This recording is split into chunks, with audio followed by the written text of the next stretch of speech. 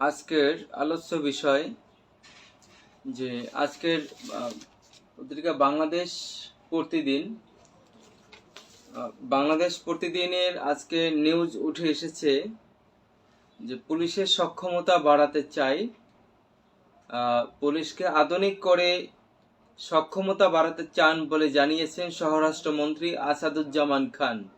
তিনি বলেন, পুলিশকে অনেক চ্যালেঞ্জের মোকাবেলা করতে হয়। সত্যিই পুলিশকে অনেক চ্যালেঞ্জের মোকাবেলা করতে হয়, কিন্তু আমরা বাংলাদেশে দেখেছি আজ পর্যন্ত বাংলাদেশ দুর্নীতিবাদী যে সমস্ত সরকারগুলো ক্ষমতায় এসেছে, এই সরকারের অধীনে থেকে আজ পর্যন্ত বাংলাদেশের কোনো পুলিশ সেক্টর এই দেশের জাতির মানুষের কল্যাণের জন্য কোনো কাজ তারা করতে পারে না। কোনো পুলিশ অফিসার আছেন যে নিজ উদ্যোগে তারা ভালো কাজ করার চেষ্টা করেন, কিন্তু অত্যন্ত দুঃখের বিষয়, পরিতাপের বিষয় হচ্ছে যে একটি গণতান্ত্রিক দেশে যখন যেই সরকার ক্ষমতায় বসেন, সেই সরকারের অধীনে থেকেই পুলিশ ডিপার্টমেন্টকে কাজ করতে হয়। দুর্ভাগ্য হলো যে আমাদের এই পুলিশ সেক্টর বা প্রশাসন বিভাগ আজকে স্বাধীনতার অধীনে থেকে তারা কাজ করতে পারে না। আজকে সরকারের গোলাম হয়ে বা এক কথায় প্রভুত্ব স্বীকার করে নিয়ে তাদের কাজ করতে হয়।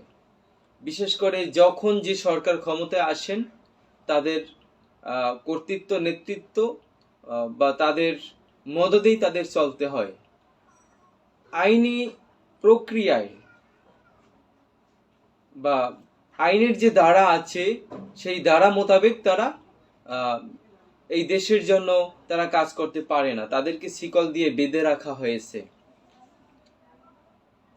স্বরাষ্ট্রমন্ত্রী আসাদুজ্জামান খান যে বলেছেন পুলিশের সক্ষমতা প্রয়োজন, আমরা তাদেরকে চাচ্ছি সঠিকভাবে ট্রেনিং করে দেশের জন্য আরো উপযুক্ত করব। এই কথাটি হলো আগামী দ্বাদশ সংসদ নির্বাচনে কিভাবে ক্ষমতায় থাকতে হবে সেই সক্ষমতা পুলিশের মধ্য দিয়ে তারা চিন্তা করেছে। কাজে যদি মনে করেন যে পুলিশের অনেক চ্যালেঞ্জের মোকাবেলা করতে হয়, আমরা জানি পুলিশকে অনেক চ্যালেঞ্জের মোকাবেলা করেই তাদেরকে চলতে হয়। বাংলাদেশে যদি কষ্টের জায়গা থাকে, এই পুলিশ ডিপার্টমেন্টকে বা পুলিশ কর্মকর্তাদেরকে অনেক কষ্ট করে পথ চলতে হয়। অনেকে আছেন নিজের আদর্শকে বিলীন করে কাজ করতে চান না, তারপরেও চাকরির জন্য, চাকরি টিকিয়ে রাখার জন্য, রুজিরুটির জন্য এই সমস্ত দলীয় নেতাকর্মীদের প্রভুত্ব বা কর্তৃত্ব মেনে চলতে হয়, নচেত তাদের চাকরি থাকে না। আপনারা সবাই জানেন বাংলাদেশে দুর্নীতি, অনিয়ম, অনৈতিকতা কোনো সেক্টরে একেবারে কম নেই। এমন কোনো সেক্টর নেই যেখানে দুর্নীতি নেই। পুলিশের সক্ষমতা এখন পর্যন্ত যতটুকু আছে, সেই সক্ষমতা দিয়ে তারা বাংলাদেশের সর্বোচ্চ দুর্নীতি একেবারে জিরো টলারেন্সে নিয়ে আসার সক্ষমতা আমাদের বাংলাদেশ পুলিশ কর্মকর্তা বা পুলিশ প্রশাসনের আছে।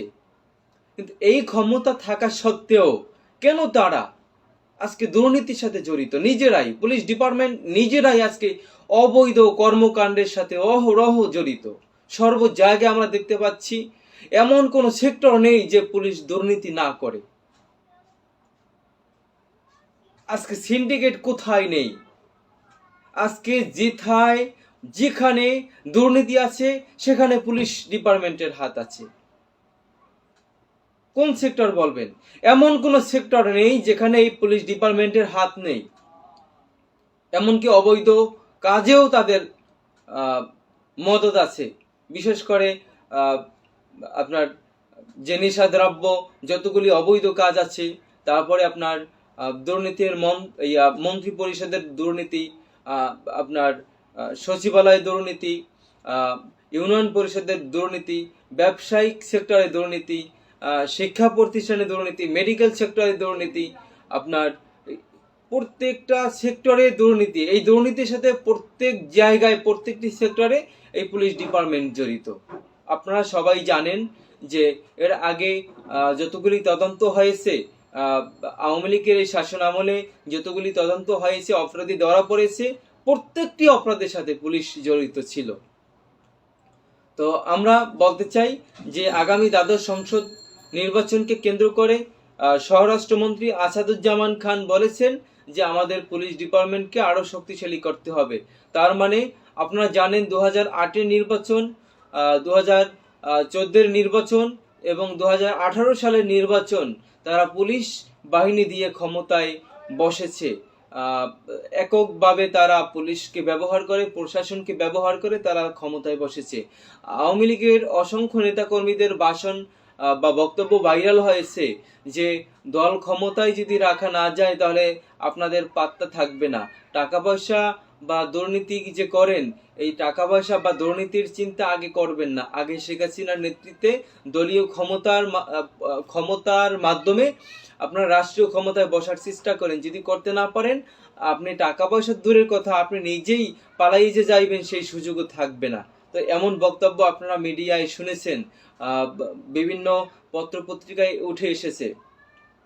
আরেকটি কথা যে আজকে যে আওয়ামী লীগের যে কর্মকাণ্ড দিয়ে তারা চাচ্ছে, তারা একটি কথাকে বারবার বলে যে আমরা দেশ, জাতি, মাটি ও মানুষের অধিকারের জন্য কাজ করি। কোথায় অধিকারের জন্য কাজ করেন? শোনেন, বিষয়টি হলো এভাবে মিথ্যাচার করে ক্ষমতায় চিরদিন টিকে থাকা যায় না। পৃথিবীর ইতিহাসে একটু বিবেক দিয়ে দেখবেন যে পৃথিবীর ইতিহাসে যতগুলি নির্যাতিত এবং জুলুমবাজের দল ছিল তারা কিন্তু আজকে একেবারে নিশ্চিহ্ন হয়ে গেছে, তাদের পাত্তাও আজকে নেই। ইতিহাসের পাতায় তারা আজকে মীর জাফর, হিটলার বা এই সমস্ত কেলেঙ্কারি নিয়ে তাদের পরিবারের গ্লানি টানতে হচ্ছে। তারা আজকে সমাজে তারা আজকে লোকালয়ে বের হতে পর্যন্ত পারতেছে না। তো এমন জঘন্যতম কাজ আপনারা করতেছেন।